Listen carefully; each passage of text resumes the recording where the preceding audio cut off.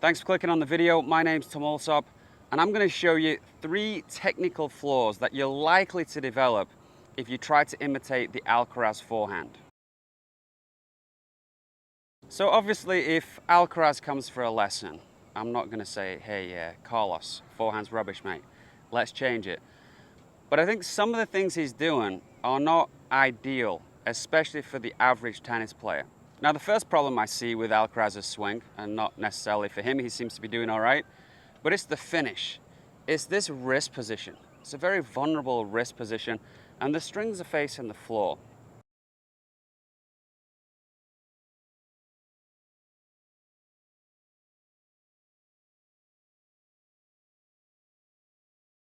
Now, I think this puts you in a position where you could get some wrist injuries. I'm not saying he will. He's probably working out like crazy, and his wrist is strong enough to do this.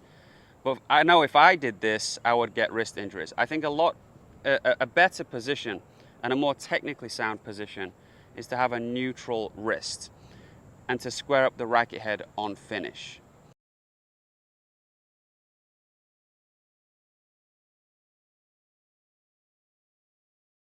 I made a video on this recently where I was talking about finishing in these different positions, back of the racket next to the arm, creating a square at the finish of the shot between your upper arm, lower arm, racket, and chest.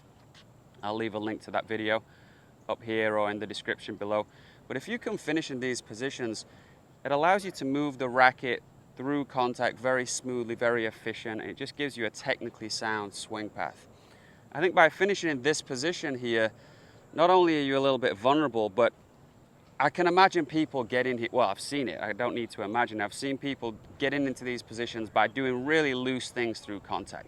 So I feel like you can just be neutral with your wrist all the way through, rotate your arm, rotate the racket around your body, and I think it's a little bit easier to develop a technically sound stroke doing that. The second problem I see with the Alcaraz forehand is the fact that he's hitting with a straight arm.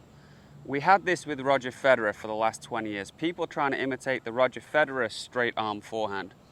And the problem that comes up when people try to do this is their arm is too locked and for too long. So they'll lock it here, they'll come through straight, and that's not really how Federer or Alcaraz are hitting their forehands.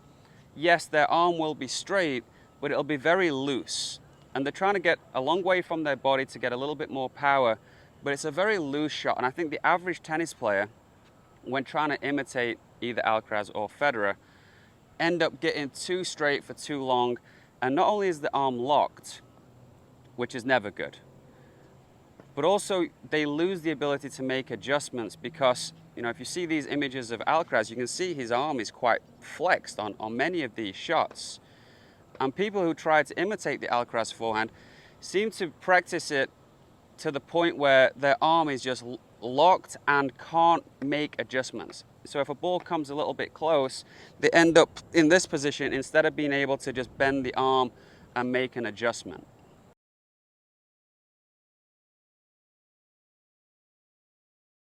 The third problem I see with people trying to imitate the Alcaraz forehand or the Federer forehand is they get too far away from the ball. Now we see this from Alcaraz, you can see in this image here how far he is away. Now your average tennis player does not have the skill to hit a shot from that far away from the body. You're going to have more control if it's a little bit closer. But also what happens is when you're so far away from your body, a few things go wrong. Not necessarily for him, but for your average tennis player, when you're stretching this far, your ass goes this way, you end up reaching, you end up not being able to rotate your body. So for me, I like to teach people to feel like they can rotate their body here. I've been doing this lately where when you're hitting a forehand, open stance, when you finish, you're in a position where it looks like you can hit a left-handed forehand. It doesn't have to be exactly like that, but you're learning how to rotate your body. If you play close stance, same thing, you want to feel like your body's able to rotate.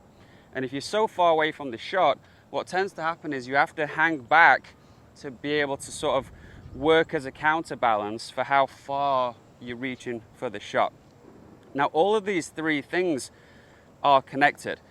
Because you're hitting with a straight arm, because you're so far away, your body's going this way, and the wrist ends up getting thrown out to hit these shots. I know I'm not doing a very good imitation of the beautiful Alcaraz forehand, but you know, I'm trying to get my point across here. So too far away brings the wrist into it, the body's moving in the wrong direction, and you don't get this kind of rotation that would be beneficial for the average tennis player. People get into trouble when they're trying to imitate what professional athletes are doing, the best athletes in the world. We can't do what they're doing. Same when it comes to lag. There's so much racket speed that the average tennis player is just going to shank loads of shots. So keep it simple. I don't mean to be big-headed here, and it sounds ridiculous, but you'd be better off copying my forehand than you would be copying Alcaraz's, even though I wouldn't get a single game off him if we played. But it's the same with all kinds of athletes. They're doing things that work for them, and usually they end up in that position because they've kind of mastered the game, they've got nice coordinated strokes, and they're looking for 5 miles an hour out of wherever they can get it. So they're ending up putting their body in all these different funky positions to really maximize what they can do. But they are pretty bad models to copy most of the time. Hope you got something out of this video. If you're looking for another no-nonsense tennis video, check this one out. Talk to you soon.